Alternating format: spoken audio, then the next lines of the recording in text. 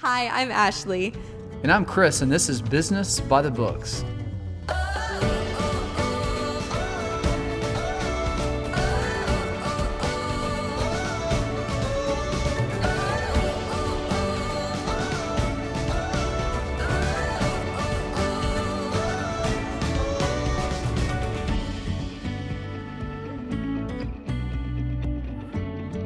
Welcome to the Business by the Books podcast, where we believe that leaders are readers. So if you're not reading, you're not leading. We are super excited, or Daddy is super excited about this episode. This is episode 5. Why are we excited?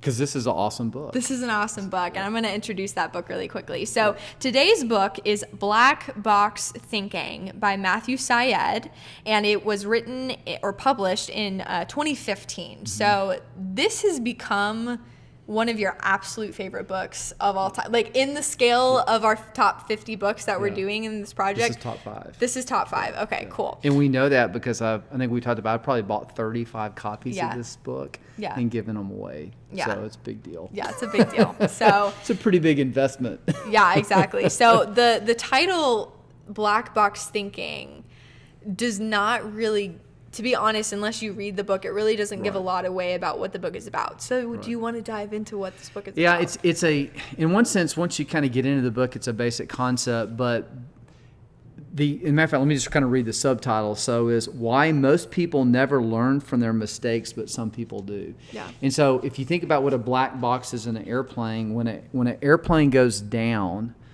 the first thing that they try to find is the black box, because with the black box, it has all the recording, all the information, all the instrumentation on the airplane. So the black box holds all this information about telling you why that airplane might have failed, whether it was pilot error, something went wrong with the engine, some kind of instrumentation, maybe an aileron, malfunction, something like that. So the key, which with Matthew tells a lot of stories. So good books have lots of stories that keep you engaged. He just tells a lot of stories about situations where failure occurred and people either learned from them or they didn't learn from them. Mm-hmm. And so anyway, that's kind of the reason I love it is because being an engineer, we're always thinking, and a lot of our business, we do failure analysis. So we study when a pipeline breaks or some kind of structure fails. What are the reasons that led up to that? And if you can begin to learn that process of studying forensics and why things fail, then you can prevent, number one, failures happening in your own world, okay? But also you can help other people prevent failures occurring in their own world. So at the essence is you have to be willing to fail is the essence of the book, though. Sweet. Well, that's a fun topic. Yeah. Failure. We like that. Sweet. Yeah. So, and I know that you talked about specifically within the airline industry, and I know that the book talks about the airline industry. And within your notes about the book, one of the things that I appreciate is the fact that this book calls out certain industries and certain groups that do not learn from their mistakes. And obviously Syed goes into more in depth on that. But as an engineer, man, like how is this just shown up in every aspect of what you do? So one of the things, and you're alluding to, and I'll just go ahead and throw it out there, is that he contrasts the medical industry from the airline industry. Yeah. And the opening, matter of fact, as we were kind of getting ready for this podcast, I was kind of rereading the first chapter, and he tells this horrible story about this 37-year-old mom of 2 little kids, and they take her in for sinus surgery, which you tend to think about, a minor surgery. And she goes in, and somehow she's not able to get oxygen into her system. And so the nurses are watching all this, and they're telling the doctors, like, look, you've got to do something. And the doctor's like, oh, we've got all this time. And so eventually they get to the point where her oxygen levels are so low, there's potential that she's going to have brain damage. And they finally do a tracheotomy, and they get her breathing, but by that point it's too late. And so the opening story in this book, and she dies 13 days later from sinus surgery. It's not like she was going in for brain surgery or cancer or something. So So he just talks about that, and the statistics were unbelievable. I think even within the United States, the number of people who die due to medical mistakes is the equivalent of 2 747s crashing every day. Oh, every day. Every day. And I think that a 747 holds over 350 people. So that's 700 people a day just in the U.S. that are dying. Yeah. I mean, I even had to kind of look that statistic up. I was like, that seems crazy. But, and then you multiply that out. I mean, it's hundreds of thousands of people every year versus the aircraft industry. And our family comes from aircraft industry. Granddaddy and your great-grandfather, who you never met, worked in the aircraft industry. Anytime an airplane goes down, the FAA is on top of it. They figure out what to do. They will ground planes for a period of time because so much of our society depends. Now, we depend on medical as well, but it's a very different environment. So what happens is when a mistake is made in the aviation industry, it's full disclosure. They get the problem solved. And so Matthew does this great example about the number of people who die in airplane crashes, which ironic, is less than people who are dying due to mistakes in the medical community. Well, and it's just weird thinking about across all industries, not just the medical and the airline, but if you had that number of people dying in the airline industry, if you had that number of people dying relating to oil and gas, like pipeline, is where I live. Exactly, where you are, just imagining that many people dying every single year is unimaginable because when you think about like in the pipeline industry, I don't know an exact number, but probably every 5 to 10 years we have a major incident thing, and you may have 10 or 15 people die. And so I'm sure you can Google and look at the statistics, but there's not a lot of people that die due to pipeline failures. And of course, this is the world I live in, and we have over 200,000 miles of high pressure transmission pipelines. And so we spend a lot of time on the inspection, and we make mistakes. It's just part of engineering, but what this book reinforced to me, which is the reason I bought so many copies for people, and some of them were people that were, I was managing, is let's build a team where we make mistakes. We're going to make mistakes. It's okay to make mistakes. You don't want to get people hurt, but let's learn from those mistakes versus let's try to, we're not ever going to make any mistakes. And if we do, we're going to kind of cover them up. And so as a leader, which was inspiring to me, is you have to make a decision. Are you going to build a culture where people feel the freedom to fail? Or are you going to create a culture where people are afraid to fail, and when they do fail, they kind of cover it up? Yeah, exactly. And so that's an intentional choice, but this book is so well written because he tells all these really compelling stories that are like, man, this makes a lot of sense. Yeah. Well, and it's funny going back to kind of how it relates to industry, and you just talking about just the freedom to fail. That's literally your entire business, right? Your entire testing. If you don't really fail, if you don't fail, it's a problem. Right, so that's what's really interesting. Is this book feeds into this principle of failing, and you literally fail as a living. We really do. We have a test lab. We have a big warehouse, 14,000 square foot warehouse, and we blow stuff up. Now we do it very safely. We spend a lot of time calculating energy levels, and we got instrumentation. But you're right. Matter of fact, I think our tagline on our website is "Fail in here in the lab," so you don't. And we have a picture of a pipeline, so you don't fail out there. Is that we learn a lot by destructively testing things. And it's kind of like when you go to the doctor, if you have heart problems, they put you on a treadmill and they get you to run, and they do what's called a stress test, and they push your body to a certain limit. So the doctors learn because they're pushing you beyond where you normally go. And that's essentially what we're talking about here, learning from failures, that sometimes you just have to do things that cause the situation where you do fail. Yeah. And so spoiler, we already covered your favorite quote in your favorite chapter, kind of talking about the statistics between the medical community versus the airline industry and what that would look like and how. Well, I do have a little bit of I have one that we didn't talk about. Oh, perfect. Okay, sweet. Let's go into that. So on page 191, and obviously our goal here, we're glad you're listening, and we want you to enjoy your time with us, but we want you to read the book. Because it'll make more sense. It'll make more sense. It'll make so much. One thing would be is if you can go, after listening to this podcast, go back and buy the book then come back and listen to this episode again, because it'll make a lot more sense. Yeah. So on page 191, and this is just quoted, it says, indeed, the aversion to failure is the single largest obstacle to creative change, not just in business, but beyond. Oof. Right? So it says the aversion to failure is the single largest obstacle to creative change. Yeah. You know, and this is our fifth podcast, but if you remember, we talked about the 5 voices. And so the pioneer and probably the creative, they're not overly concerned with failure. They want to get to a certain point. They want to accomplish something. The guardian, though, they're scared of failing, right? Yeah. Because in their mind, failing means they didn't do something right, right? And so there's kind of this juxtaposition. If you really want to advance, you have to be able to try things. And one of the stories that he talked about in the book was they were trying to develop kind of a mixing tube, and I don't remember the exact numbers, but they had run all the math models, and there's a thing called CFD, which stands for computational fluid dynamics.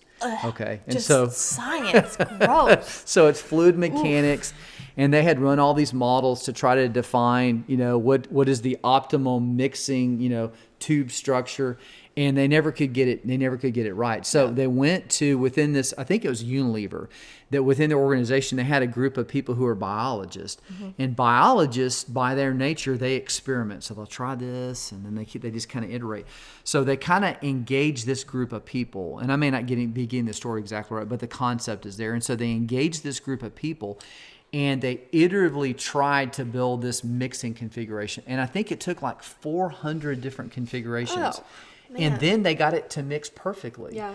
And then they went back, and then I was like, okay, well, that makes sense after they had done it. But the problem was they had to have a new way of thinking to solve a problem. And Einstein said that problems cannot be solved at the same level of awareness that created them. Yeah, right? exactly. So you have to be willing to for things to not work, and then you learn from that process. When I think of failure, especially in the world of innovation, I think of like Thomas Edison. Right. I think of all of these great innovators. If they did not have the willingness and the ability to fail, we would not. Right. We wouldn't have these lights. Exactly.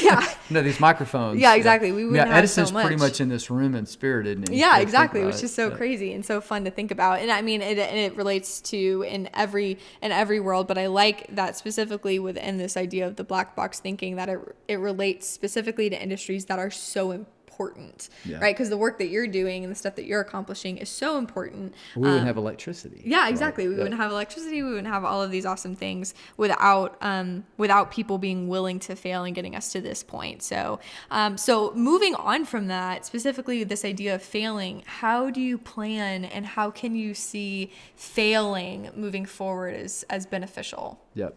So one of the things that this book does, a very well-written book has good structure. They've got good stories that keep you engaged. Yeah.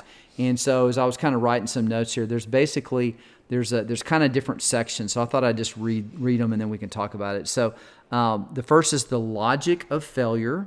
2 is cognitive dissonance. 3 is confronting complexity. 4 is small steps and giant leaps. 5 is the blame game, and 6 is creating a growth culture. And so what I wrote is, at its core, innovation is driven by failure or the observation of a gap or shortcoming.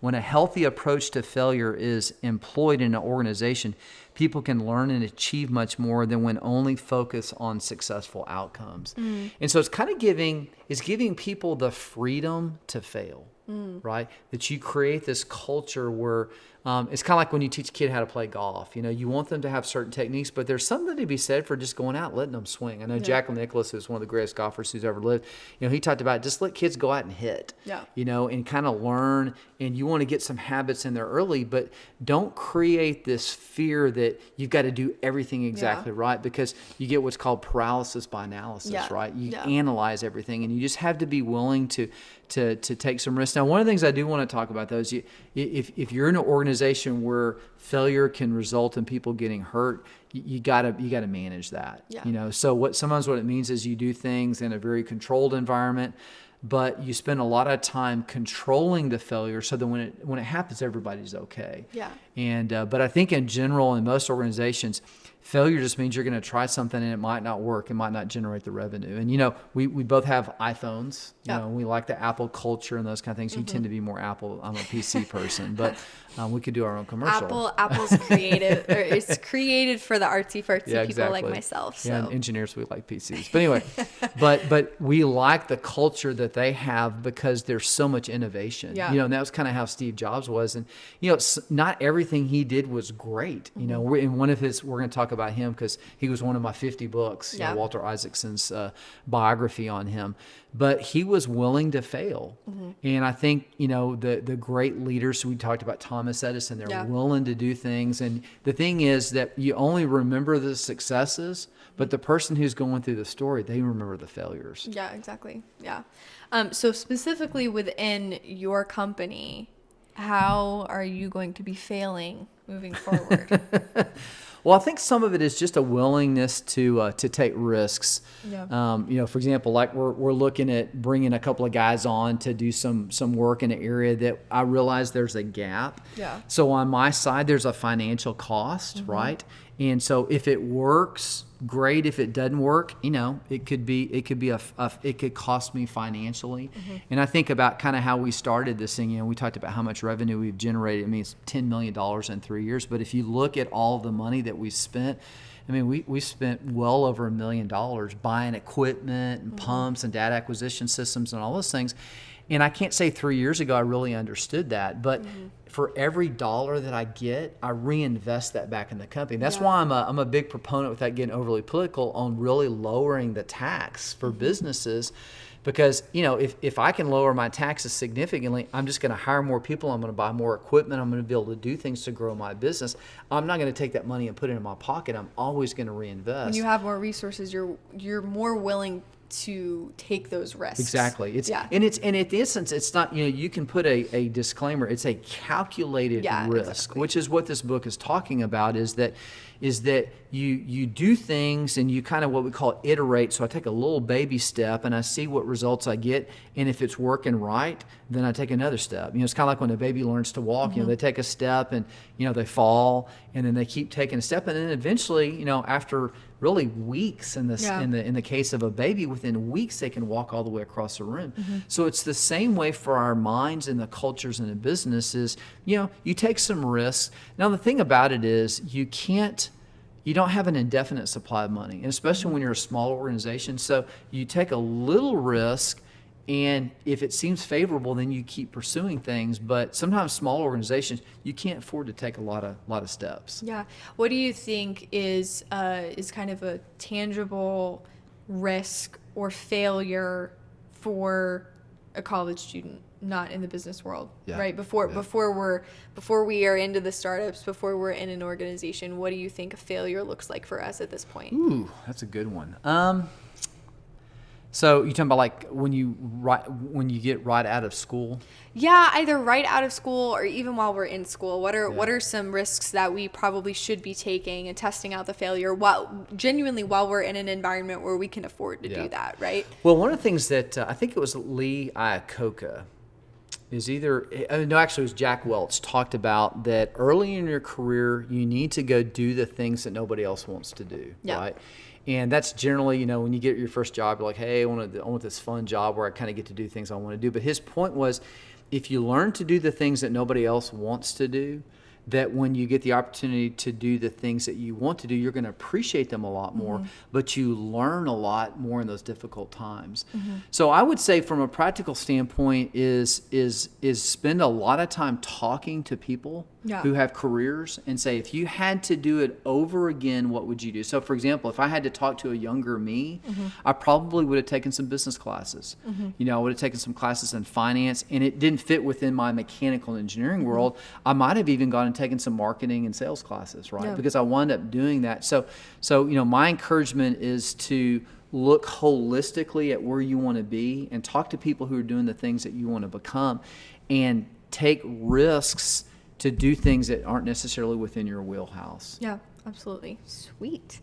Man, final thoughts on this book. Obviously, this is one of your absolute favorite books. Yep. And so why is it one of your favorite books? So I tell you, I think one of the things that's really interesting, and if you look at when I read it, it was, I'm trying to think when did I finish He always puts when he finishes the book at the I finished it in February of 2016. Okay. So right after this was published, probably. Right.